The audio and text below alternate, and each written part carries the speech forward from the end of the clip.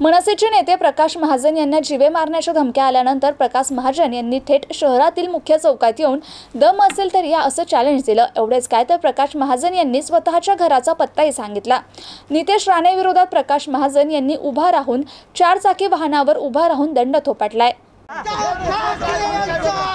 नितेश राणेंनी राज ठाकरेंवर केलेल्या टीकेनंतर सुरू झालेल्या वादात आता चांगलीच ठिणगी पडली आहे। मनसे नेते प्रकाश महाजन आणि भाजप खासदार नारायण राणे यांच्यातले शाब्दिक युद्ध आता धमक्यांवर येऊन पोहोचलंय।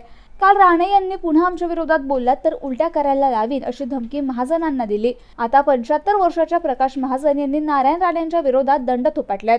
आज सकाळी महाजन यांनी क्रांती चौक येथे येऊन राजकीय गुंडांविरुद्ध लढायला तयार आहे। नारायण राणे, मी कणकवलीत येतो, उलट्या करायला लावा, मला लेचापेचा समजू नका। जीवाला घाबरलो असतो तर एक शिक्षकाचा मुलगा राजकारणात आला नसता।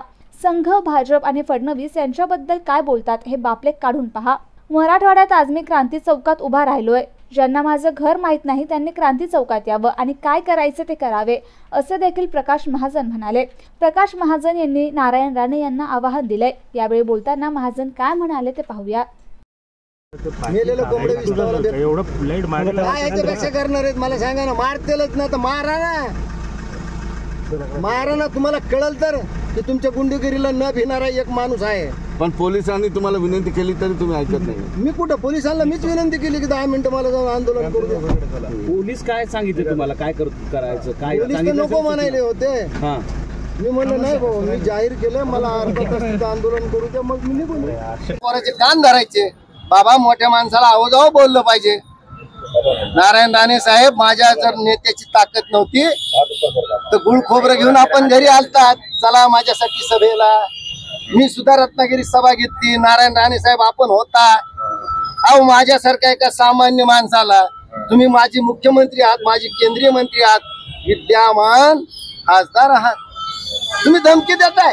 देवाला माहिती बाबा कुठं फिसकटलं, त्यांच्याच मनात काय पाप आलं मला माहित नाही। बरं, नारायण राणे म्हणजे ते जे तुमच्याबद्दल हे सगळं पत्र काढलं होतं, आता इथून पुढे तुम्ही काय म्हणजे ते तर आले नाही, तुम्ही कुठे जाणार आहात? कणकवली वगैरे येऊ का असा प्रश्न त्यांना विचारलं ना मी, त्यांच्या कार्यकर्त्याला अडचण व्हायची तर मी विचारलं, बाबा ते या म्हणले तर जातो। या सगळ्यामध्ये कायदेशीर काही पावलं तुम्ही उचलणार आहात का, काही तक्रार करणार आहात का या सगळ्या मी काल सीपी साहेबांना कळवलं, आता त्यांनी फेसबुकवर बघायला पाहिजे, मला त्याचं कायदेशीर कळत नाही। काय तक्रार करणार आहात का? हो नक्की, मी तर मुख्यमंत्र्यांना सुद्धा SMS केलेला आहे, नारायण राणे मुख्यमंत्र्यांच्या कार्यालयाला सुद्धा कळवलेलं आहे। ठीक आहे, नारायण राणे बद्दल यानंतर तुम्ही असंच बोलत राहणार का? कशामुळे बोलेल? माझ्या नेत्यावर ते नाही बोलले तर मी नाही बोलणार। ठीक, बोलले तर बोलणार, असंच ते जसं बोलतील तसं। अहो आता मला करताय ना, अहो फिजिकली काही मन आहे, मी तयार केली का म्हणते? आता दुनिया वापरते, मग आमच्या विषयी लोक मन वापरते। आम्ही काय असंच म्हणतो का आमच्या जातीवर जातात लोक, आम्ही भितात काय कुणाला? हे सगळं बा तुम्हाला आनंदाची गोष्ट सांगतो, नारायण राणे साहेबांचे मी आभार मानतो। बोला सुमित भाऊ, हे सगळं हाय व्होल्टेज ड्रामा झाला। प्रकाश महाजन नारायण राणेच्या ह्या सगळ्या लोकांना वेळ देण्यासाठी चौकात आले होते, या सगळ्या भानगडी झाल्या। जिल्हाध्यक्ष म्हणून काय भूमिका आहे तुमची?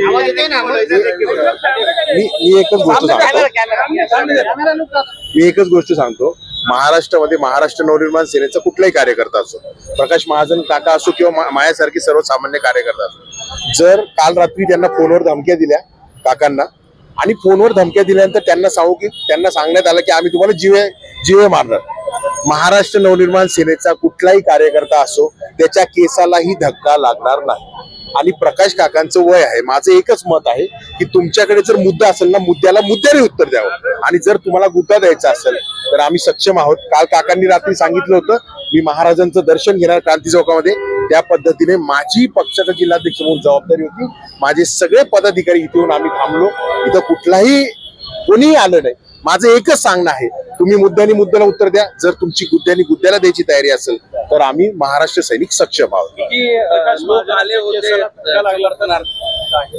नाही, मुळामध्ये कसं आहे की प्रकाश काकांना धक्का लागण्याचा प्रश्नच नाही, किंवा तो महाराष्ट्र नवनिर्माण सेनेचा कुठलाही सर्वसामान्य कार्यकर्ता असो कोणी धक्काही लावू शकत नाही, आणि आम्ही तेवढे सक्षम आहोत। फक्त माझं एवढंच मत आहे की जर त्यांनी स्टेटमेंट दिलंय तर तुम्ही स्टेटमेंट द्या, आणि जर तुम्हाला धमकी द्यायची असेल तर आम्ही सक्षम आहोत, हे मी त्यांना सांगू इच्छितो। काकाच्या समर्थनात किती मनसेचे लोक जमले होते मोठ्या संख्येने? तुम्हाला मी एक गोष्ट सांगतो, महाराष्ट्र नवनिर्माण सेनेचा एक कार्यकर्ता आहे ना, तो देखील इथे येऊन थांबला ना तरी कोणाची हिंमत नाही, आणि छत्रपती संभाजीनगर मध्ये तर नाहीच नाही। त्याच्यामुळे मी तुम्हाला एकच गोष्ट सांगतो, आता जेवढे कार्यकर्ते तुम्हाला दिसत असेल, आणि मी काकांना सकाळी सांगितलं तुम्ही एकटे या काका, कोणाची हिंमत नाही संभाजीनगरमध्ये आपल्या मनसेच्या कार्यकर्त्याला केसाच्या धक्क्याला हात लावण्याची देखील.